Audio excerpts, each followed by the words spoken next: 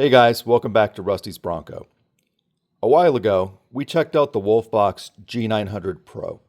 A clean display, decent 2-camera setup, and yes, it did the job. But now, Wolfbox has dropped their G900 Tri Pro. Similar mirror, similar specs, but now with a third camera, because apparently things are just better in threes. So, here's the deal. We're installing it, we're testing it, and we're going to figure out if this third eye is actually useful or just a gimmick with a price tag. With that said, let's get to installing it and find out. We're going to go ahead and do a quick unboxing, so let's go ahead and cut this guy open.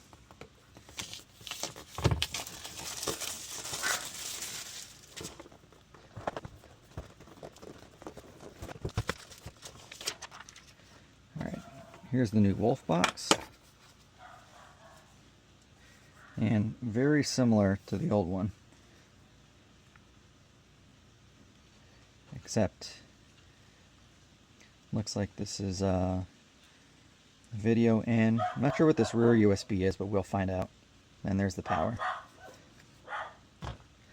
You guys can hear Oreo in the background going nuts. Then license plate bracket for the install. That's a nice addition to the install kit.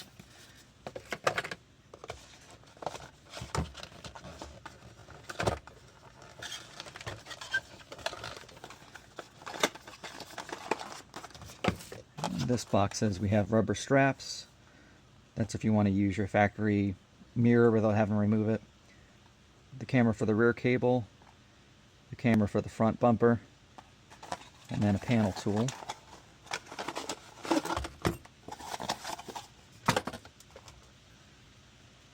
Yeah, so that's different on this G900 Tri Pro.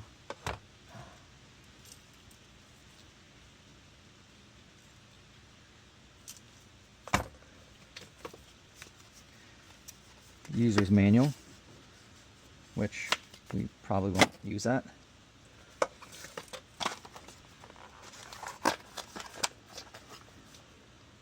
Then you have the rear camera, GPS, cable ties, which we'll just leave that in that box.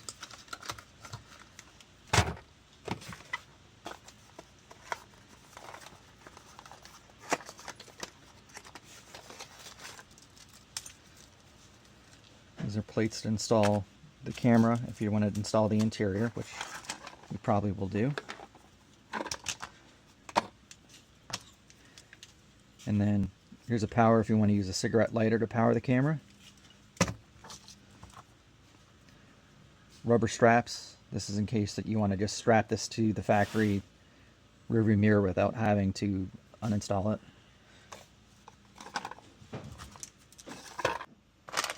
And lastly, the hardwire kit, which, turning that open, that gives you your power adapter for your Wolfbox. This cable that goes to your fuse panel. And then both regular fuse taps and micro fuse taps. So with that, let's go ahead and let's get started.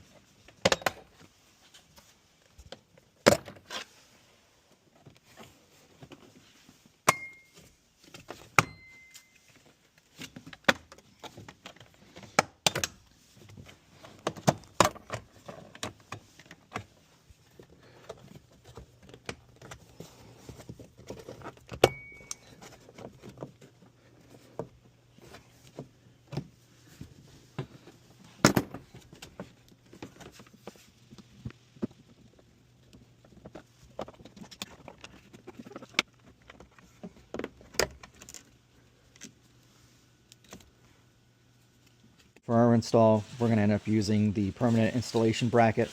It's going to go on our Wolfbox. In order to put that on, you first have to remove these little brackets for the soft install method. So, go ahead and pull these rubber tabs off so you can access to the screw that's underneath. You can see that. And using a small screwdriver, back these little screws out.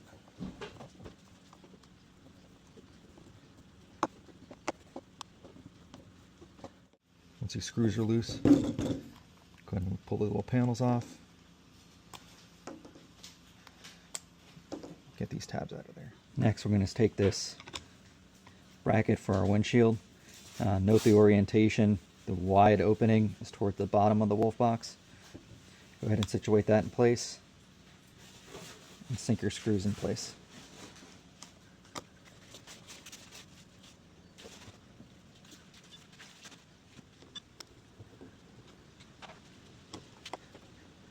Alright, so once you've removed this trim panel here, you're going to want to install the GPS. You can put this anywhere you want. I personally want it up and out of the way, so I'm going to put it right here. Alright, give yourself just a little bit of slack. Tuck the rest of it in here.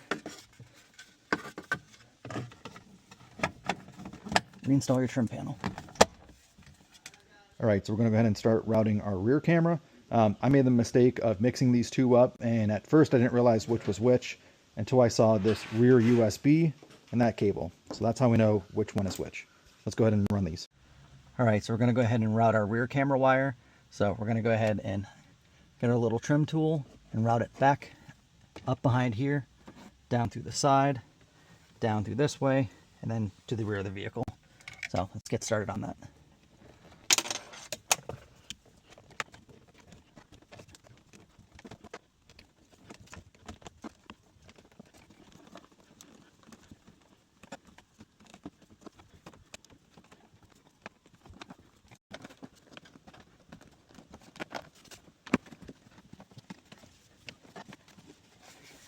Now I'm going to run it right through this little hole, come back behind here, that way it stays behind the trim panel and I don't get the wire cut up.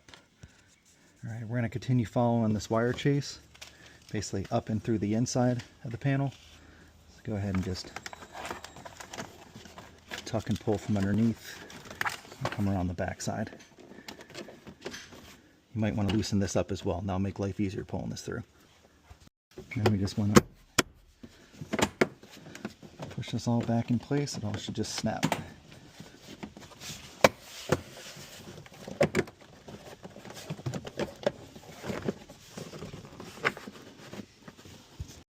Alright, I called in my two helpers, John and Conseco, to help me continue fishing this stuff. You can do it on your own, but it's easier with a friend. Hey, so we're going to go ahead and we're going to wire this up around the chase, continue through here. And we're going to go back behind this panel, back behind where I have my molly panels, and all the way out to the back where you have the hardtop wiring. So we're going to go ahead and fish that now. Alright, so with that trim panel removed, I'm going to go ahead and fish the wire back up behind there.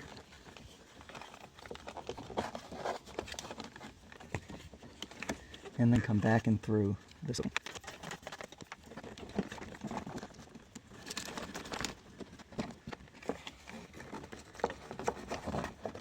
Alright, now with all these other hard top wires, you're going to go ahead and just fish that through.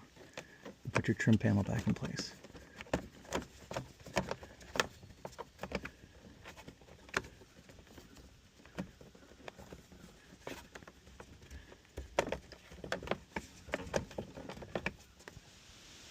Alright, so I went ahead on Amazon and picked up one of these kind of brackets to give me a little bit more play. Inside of this is the Wolfbox bracket that they give you fixed to the camera. So what we're going to do is find the center spot here. I'm going to put it right here at the black. And it should seal up tight with the tailgate. And this will give me enough play to adjust where exactly I want this and tighten it down. I think that should be good right about there. Alright, so that wire went ahead and ran up through here, up back through this trim panel. We're going to clean this up here in just a minute. But back up behind this weather stripping, or you can use a double-sided adhesive that the Wolfbox gave you. And then exit out that way. And again, we put our little camera right there with the additional bracket. I'll list the link on Amazon for that. Go ahead and plug that in here. And note, the red wire did not connect because I don't want to hook this up to my reverse camera. So, all right, any excess wire that you're going to have, we're going to go ahead and just tuck back behind this panel and then tighten that down.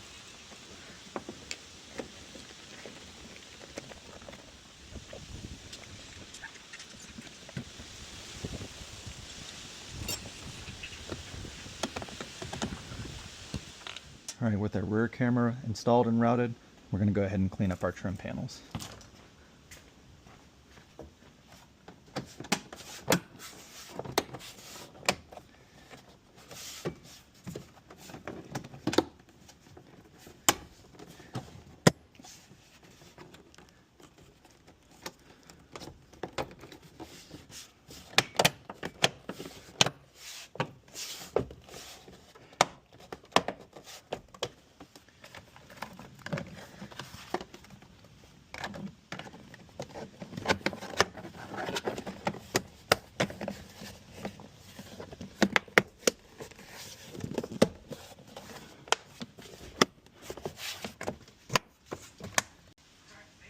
All right.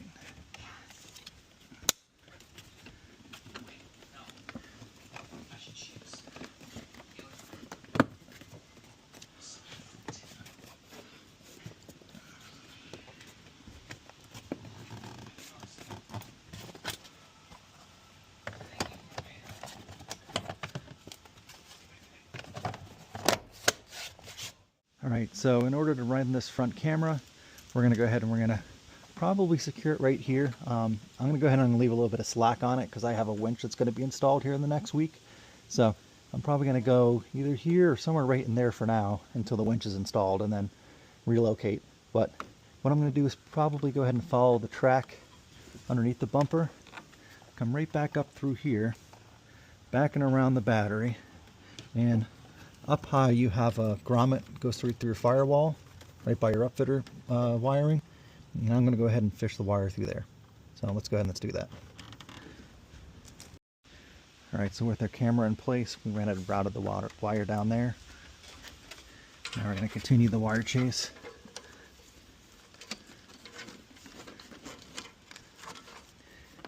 And go back up and through in here. Right down inside of there. Alright, so now we're going to go ahead and route the rest of this wire.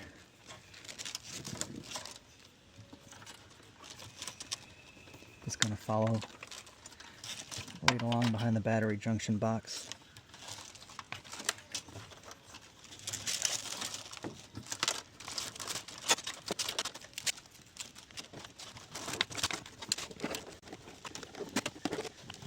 And then if you find that little grommet right there, go ahead and fish a wire through it.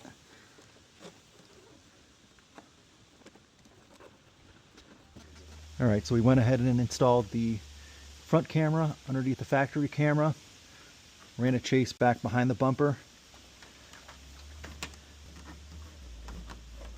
came up through here, and then followed that line all the way down to this factory grommet that we had a slit in already for my GMRS antenna.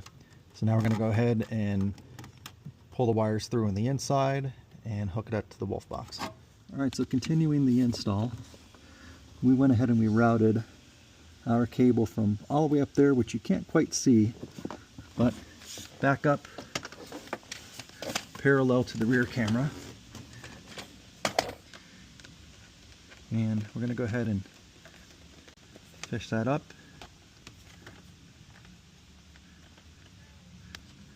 Back and behind.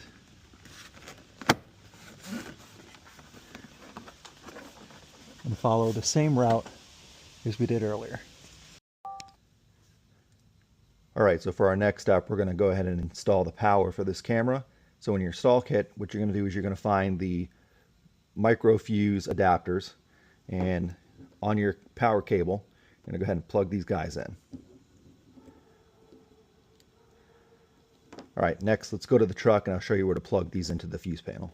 Alright, next we're going to go ahead and we're going to find fuses number 25 and number 37. And they're 20 amp fuses. We're going to pull those out, and then on our Wolfbox we're going to add that to the Wolfbox wiring.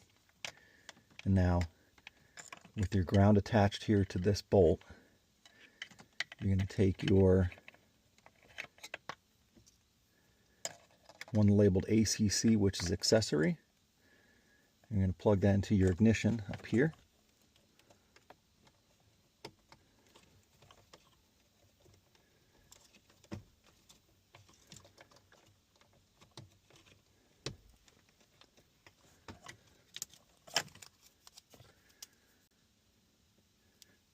And then your constant, labeled B+, is going to get plugged in down here.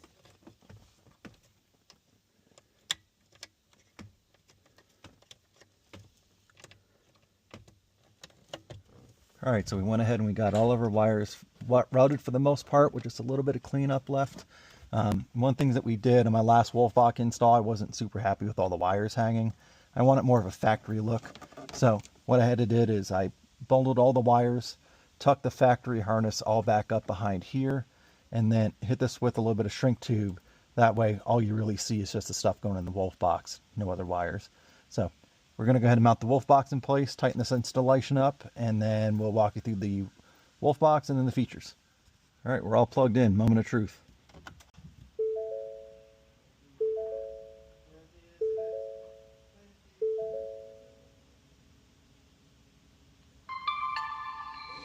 Oop, and we're on. All right, so it looks like the front cam needs to be flipped in the settings. We'll get to that in a minute, but overall, I think everything looks good. Oh, of course, you have to move the trim piece off the front cam. There we go. All right, very cool.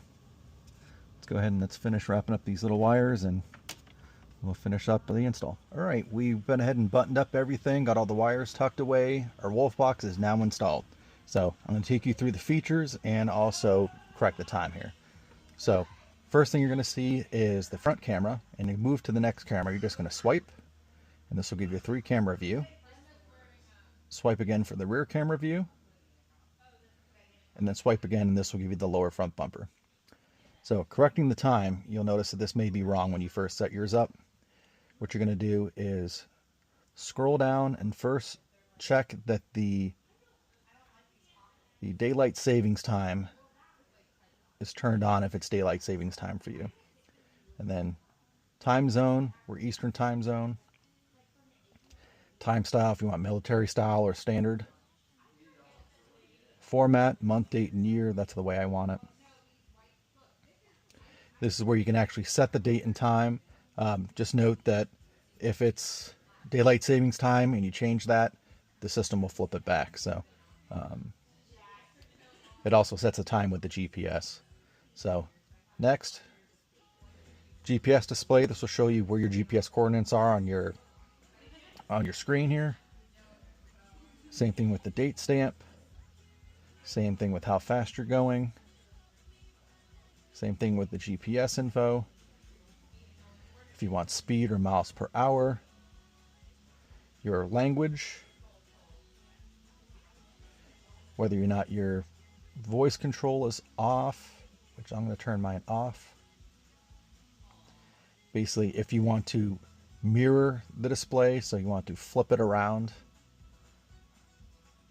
And then, like the front camera, which is labeled as extra, before it was turned upside down, we went ahead and manually flipped it. But if you didn't go through that exercise, you can go ahead and flip it that way. Reversing line. This you can pick if you want panorama or full screen. When the car's in reverse, we didn't hook up a reverse camera, so we're not going to use that. And lastly, other configurations for the screen. Exposure, brightness, volume, etc., etc. With the G900 Tri Pro now installed in my Bronco, let's go back to the question we asked at the start. Is it worth the extra money, or is that third camera just a gimmick for Wolfbox to sell more units? Now, let's recap. The Tri Pro adds a third dedicated bumper-level front camera, and if you're in a Bronco without the High or Lux package, which means no factory front cam, that extra visibility makes a real difference.